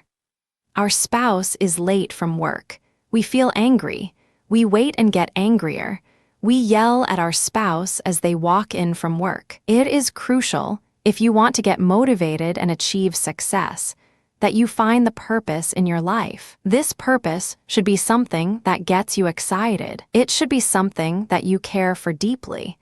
And it should be something that is related to how you define yourself. In many cases, the purpose at the center of the wheel of life has to do with someone's contribution to the world, whether that contribution is through inventions, artistic creations, or help for the less fortunate. The purpose should be a simple statement, not a whole list of goals. It should be something that immediately makes you want to act or start work, not something that has no emotional resonance. Tip 80. Addiction and responses, cues, and stimuli run together without stop, in random order. How the addict responds to certain situations and to internal cues can play a big role in the recovery process. In this perception of internal cues, we can't blame some random event, a teacher being unkind to us in 3rd grade, for our current state and our current actions. This perception forces us to sit up and take responsibility for our internal cues and our actions, rather than allowing our circumstances and emotions to control us. A positive action when it comes to addictions is dealing with resentments. Some of the ways that a recovering addict can handle past, present, and future resentments is by: when you start feeling resentful, find serenity in prayer and meditation. Work with a 12-step program to deal with your past wrongdoings. Take time out for deep breaths so that you can focus on your recovery. Tip 81. Letting external cues affect your thinking. Internal cues are related to perception, is the way that we allow internal cues to affect our perception of events, of ourselves, and of other people. We will often confuse internal cues with fact. If we meet someone new and have poor internal cues, if we are stressed by our day, for example, and resent being introduced to yet another person, then we tend to perceive that person more harshly. This can lead to our own low self-esteem and cause us to turn even more to our addiction. If we are in a good mood and in a positive emotional state, isn't it also true that we tend to give more people the benefit of the doubt, and we generally get along better with everyone? Similarly, isn't it also true that when we are in a good emotional state, external factors are perceived very differently. Consider the temperamental fax machine at the office. Isn't it true that when we are in a bad emotional state, we tend to think, "Oh, great, here is something else going wrong today," while when we are in a good emotional state, a mess with the fax machine barely seems to faze us. Without consciously realizing it, we let our internal cues affect our perceptions. Advertisers use this logic all the time. They use visual cues and sound in commercials to put us into a positive emotional state and then flash pictures of a product. With enough repetition, we come to associate the positive state with the product. This is what the recovery process is all about when it comes to addiction. Tip 82. The addict and decision-making. Often, we make decisions to act based on our internal cues. I am hungry, so I will eat. I need to calm down, so I will smoke. I am tired, so I will sleep. But if we see that internal cues are only clues rather than truths, we can start to make more conscious decisions and examine our motives more clearly. This can bring the addict back to the basic survival skills of life without focusing on their addiction. Maybe we want to eat because we really are hungry. Maybe we are nervous. Maybe we really are tired. Maybe we want to sleep to avoid working late on a project we don't like. By refusing to accept inner cues as truths, we can see them as clues to our state or hints of what may be going on with ourselves. This can help us make better choices and decisions. Tip 83. The power of using affirmations. Affirmations have long been considered a very effective way of generating a positive attitude. The idea is to repeat in a very positive tone of voice and with a high degree of conviction and positive emotion statements, such as, "I am becoming a better person every day," or "I have the skills to make it," several times a day. The idea is to use positive statements that are in the present. Affirmations work even better when visualization is used. If you picture yourself attaining your affirmation as well as just saying them, you even further convince your mind of the truth of the statement, and so you produce positive thought and action in your life. Tip 84. Why the addict needs personal power. Personal power will help the addict in the recovery process so that they are able to 1. Understand the destructive nature of their addiction, and 2. So that they learn the coping skills to survive without their addiction. One of the key aspects of personal power is the inner confidence to know that you can do anything you want to do. You can achieve the goals that you deserve because you have all the skills and techniques that you need to be successful. When you have personal power, you have the assertiveness to do what's best for you. It's this combination of confidence and assertiveness that is going to push addicts towards their goals and to help them achieve these goals. Tip 85. Attitudes and beliefs. 3 important elements for the personal success of addicts from the recovery of addiction are the attitude that they have toward their personal and professional life, the beliefs that they model their personal and business life around, the behavior that they have towards themselves and others. These 3 elements are tightly connected and interwoven, and can either make or break the personal and professional confidence of each employee. Let's break these 3 elements down even further. Attitudes are the ways that you react to situations and to people based on the assumptions and the beliefs that you have learned. Beliefs. Your beliefs are the conjectures that you make about yourself, other people, and situations. Your beliefs are based on what you think and how you think things are. Your beliefs will make you react the way that you do and cause your expectations to remain within a certain framework of thoughts. Behaviors. Your behavior is how you implement the attitudes that you have adopted towards situations and people. Tip 86. Successful treatment factors. The successful treatment of the addict involves the following factors: taking into account the personality of each individual, taking into account the personal situation of each individual, the specific issues of the addiction, how far the addict has deteriorated. The first step in dealing with any type of addiction is an understanding of what the addiction is all about. Listening.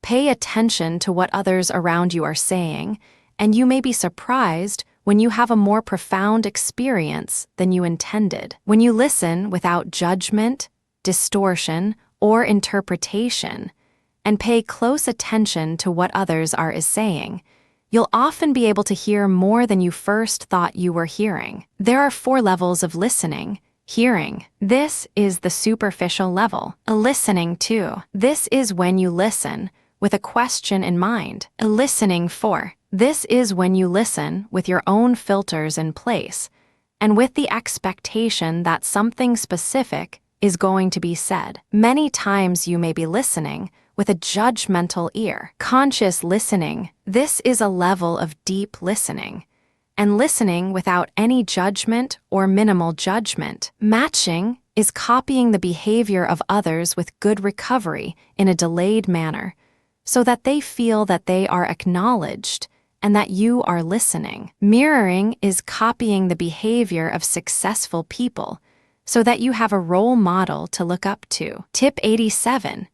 Give yourself rewards. It's important that recovering addicts give themselves a reward so long as the reward is a healthy one. This can be something as simple as buying a new piece of clothing or a new book, or, depending on where you are in the recovery process, it can be as extravagant as a vacation. Take some time to determine where you are in your life today. What areas of your life need changing? What is working and what isn't? The more that you understand about where you are, the more you can work towards getting where you want to be. Ask yourself where you would be and what would do if you weren't afraid. Acknowledge your fears and limitations so that you know exactly where you are in your personal life and in your recovery process. Make sure that you have plenty of personal time so that you can regroup and find focus. If you never take the time to stop and do something that you enjoy, you're going to lose sight of the things that are important in both your personal and your professional life. Make a list of the things that you enjoy doing and try to do at least 1 or 2 of them every week. One of the most important things that you can do when it comes to reaching your goal of recover from addiction is to cultivate your own personal power and embracing the personal power that you already have. Your own personal power is going to be one of your strongest allies when it comes to finding success in recovery. When you have personal power, you'll believe in yourself and the things that you do. You'll have the confidence and assertiveness to go after what you want and get it. Tip 88. Recovery for yourself. You should want to recover from your addiction for yourself and for no one else. You need to be in the right headspace to want to get well so that you feel better and so that you get your life back on track. Without the self-motivation to recover from addiction, you may find yourself failing. You'll find that quitting for someone else can be a good motivating factor. But in the long run, you need to want this recovery for yourself. Strengthening your own emotional bank balance means taking care of yourself. There are 3 aspects to taking care of your emotional bank: getting satisfaction from something that you do, having positive communication with those around you, doing what you love to do. When you take the time to access how you're feeling and thinking on a daily basis, you give yourself the opportunity to relate these emotions to all areas of your life. When you take the time to monitor yourself and keep your emotions in balance, you empower yourself to feel that inner confidence that is the backbone for so many of your positive emotions and affirmative actions. Your future is in your hands, and the more tools and techniques that you have for building the future that you want, the faster you'll get there. Find activities that are going to help you relax and take time to breathe. You might want to consider meditation as a method of relaxation that will clear your mind for a short time so that you can think clearly. Another method of relaxation that you might want to consider is visualization. Visualization is a great technique for relaxing, while at the same time reaffirming your goals and dreams. No matter you decide to do in your personal time, make sure that you understand the importance of making time to relax and enjoy the things that you like doing. Tip 89.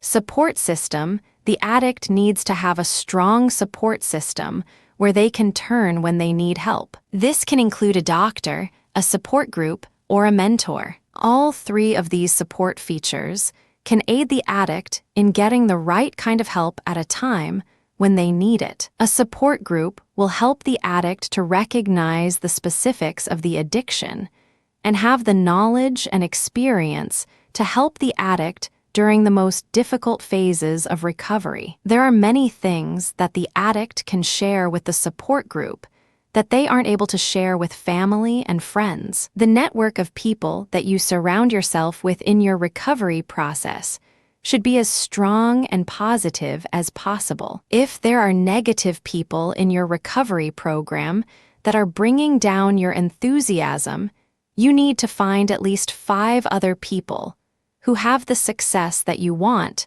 and start spending time with them. You'll need to actively seek out those peers that have the same value system that you have so that your own beliefs are reinforced. Tip 90.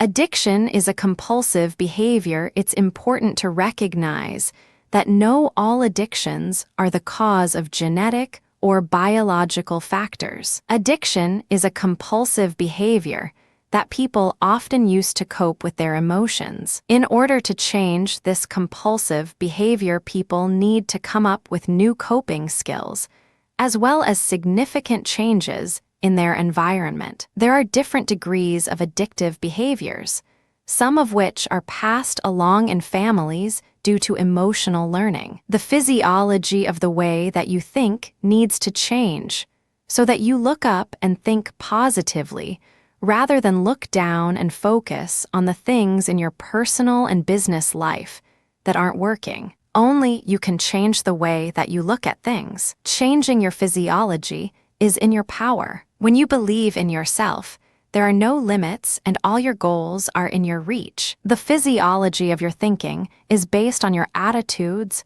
beliefs, and behaviors. Take the time to access your attitudes, beliefs, and behaviors so that you can determine what you need to alter, discard, or replace, so that you can move forward in your personal and your business life. Working together with a recovery treatment program means that you'll be able to achieve strong recovery skills. Tip 91. Accept responsibility for your addiction.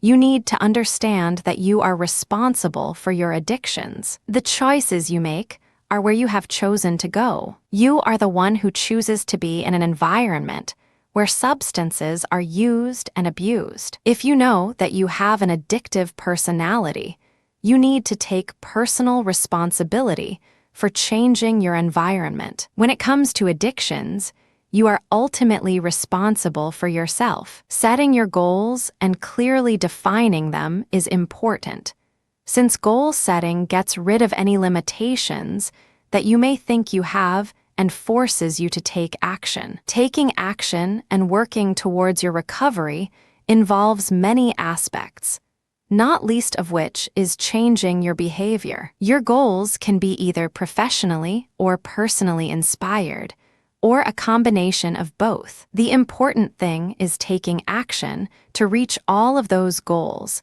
and making the necessary changes along the way to make sure that you stay on track. You may have to enforce personal boundaries for yourself when you start taking action and work towards your recovery and goals. These boundaries are set in place by you to encourage and inspire you to focus and do what's necessary to reach your goals. Make sure that you're clear about what you want. This is why it's important to make lists for yourself and clearly define your goals and your personal mission. When you have a clear understanding of what you want from your personal and professional life, you'll be able to take positive action and think affirmative thoughts. It's important to anchor yourself to success. When you believe that success is yours, you'll soon reach those goals. You are what you think, and if you think and act successful, you'll be successful. The concept is simple and has been used for many years,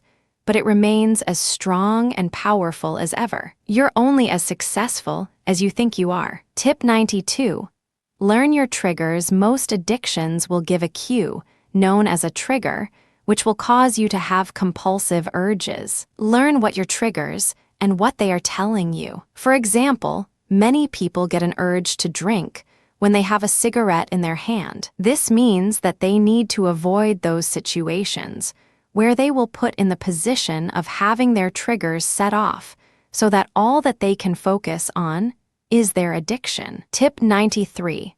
Learn to accept your feelings. Learn as much as you can about your feelings and how to come to an acceptance with these feelings. Maybe people with an addictive personality find it useful to use integrator methods, such as active feeling. Try to get in the habit of owning your feelings without thinking that they are wrong. The more in tune you are with how you feel, the more successful you will be at overcoming your addiction. Tip 94. Commitment. In order to stay sober and clean, you need to make a strong personal commitment. For most addictions, you will need to practice complete abstinence until your compulsion is gone. Substance abuse and alcoholism require that you stay completely away from the source of your addiction. Many times, people need to hit rock bottom before they can make a strong commitment to the process of recovery. Tip 95. Alcoholism. Find new activities. You will need to find new activities to replace the old ones that were alcohol-related. Taking the alcohol out of your life is one of the most important elements towards sobriety. This means that you need to eliminate those activities where alcohol once played a factor, such as going to the ball game and having a beer. You may eventually be able to go to the game without worrying about craving a drink, but until you have a significant amount of sobriety time behind you, you'll need to avoid this activity and replace it with something else. Your value system is one of the strong elements of your success during recovery. When you focus on the spiritual balance in your life, you're able to renew your commitment to this system of values that makes you unique from others. You'll need to make time to balance your spiritual life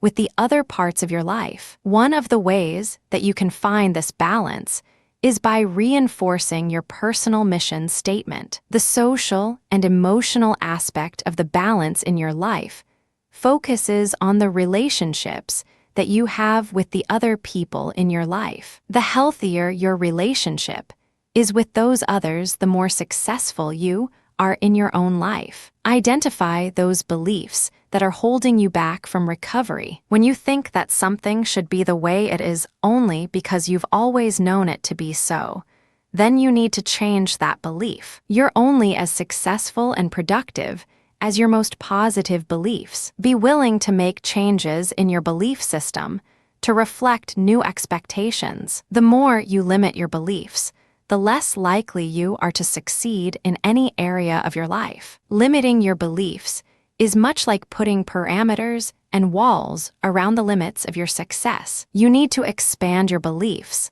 so that you can find the winning attitude that will help you achieve the recovery that you want. You need to throw away or change those beliefs that are limiting you from reaching your goals and your recovery. You need to find out what it is that is holding you back from flourishing in your sales career. This means that you have to work with your belief system. Tip 96. Alcoholism. Don't make excuses. One of the big aspects of recovery from alcoholism is learning to deal the problems that the addiction has created. Never make excuses for the alcoholic. Excuses allow the alcoholic to not take responsibility for their addiction or for their actions. Mental health. Taking care of your mental health is just as important as taking care of your physical health when you are on the road to recovery. There are 3 ways that you can implement mental balance in your life.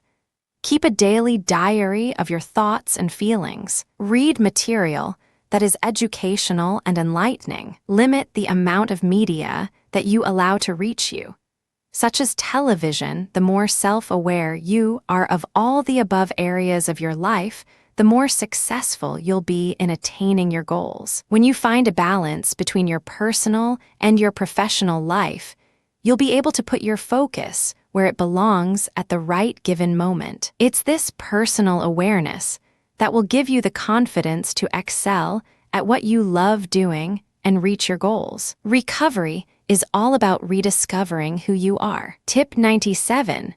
Focus on self-improvement. Addiction problems are often the cause of low self-esteem. People who are at risk of falling into addictive behavior due to this low self-esteem need to find things that improve the way they feel about themselves. Some of the activities that promote good self-esteem include reading motivational material, listening to tapes that have self-help messages, watch movies and television programs that are inspiring, learn how to set goals and work towards them, learn how to become more responsible by taking workshops. One of the most important and beneficial concepts that you can adopt is believing in yourself. When you have the inner confidence that tells you that what you're doing is the right thing, you can reach any goals that you set for yourself. When you have this belief, you'll see your road to recovery broaden, as well as notice the changes in your personal life. When you believe in yourself, you can accomplish not only the achievements that you've already defined for yourself, you can achieve those as yet unrecognized goals. When you have a strong personal belief system, you'll approach every area of your life with confidence and assurance. You'll instinctively be able to deal with any situation that comes along in both your personal and your professional life. One of the ways that you can determine how much personal and business balance you have in your life is by taking a look at the Wheel of Life. The Wheel of Life lets you use a balanced life chart that asks you specific questions about the areas of your life where you are most active. Based on your score, you can determine how balanced your life is. There are 8 categories of the Wheel of Life that include 1. Social, 2. Spiritual, 3. Physical, 4. Family, 5. Financial, 6. Professional, 7. Community, and 8. Mental. You'll be able to find out if your life is in balance or if there are parts of your own life wheel that need balancing. Tip 98. Adequate treatment time.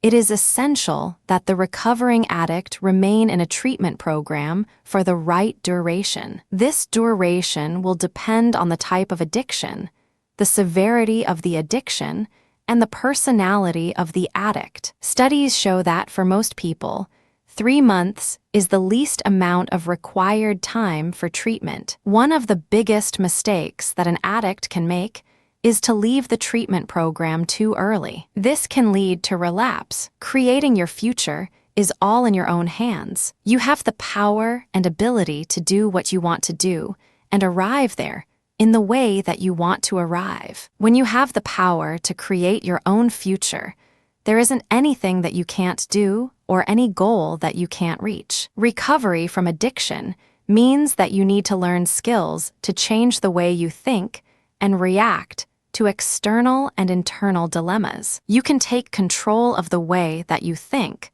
and the way that you behave in ways that you've never considered before. This means that you have to change the way that you talk to yourself, as well as change the tone in which you say things to yourself. We all have a way in which we mentally talk to ourselves. You have the ability to change any negative talk to self-talk that is positive and supporting. It all comes back to that inner confidence and knowing that you can achieve your goals by making positive changes. Who you let think inside your head is one of these changes. Changing your beliefs and habits takes time and a change in your overall attitude. Half the battle is being aware that you need to make changes. The other half of the battle is taking the steps to make those changes. Tip 99.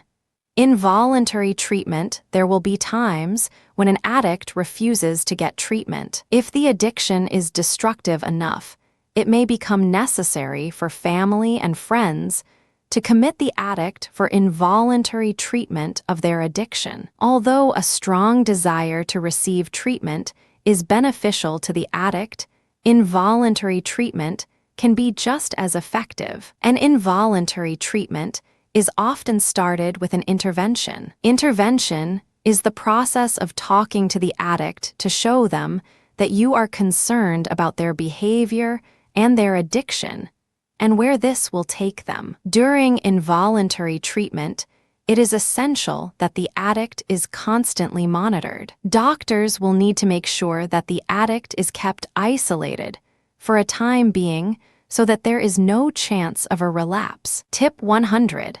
Teens and drugs. At least 40% of teens in the United States have used drugs. 1 out of 5 teens in grade 8 have tried marijuana. The use of marijuana and other drugs can have a significant negative effect on teens both at home and at school. Marijuana use alone can have the following consequences: loss of energy, loss of concentration, damage to the brain and lungs, decrease in body strength. A summary: the tips outlined in this book will provide addicts and their loved ones with multiple facts, information, and coping tools when it comes to the road to recovery. The more that you understand about your own addiction or the addiction of someone close to you, the better able you'll be to handle the many aspects of the disease. Recovery from addiction can take many forms, including detox treatment in a medical facility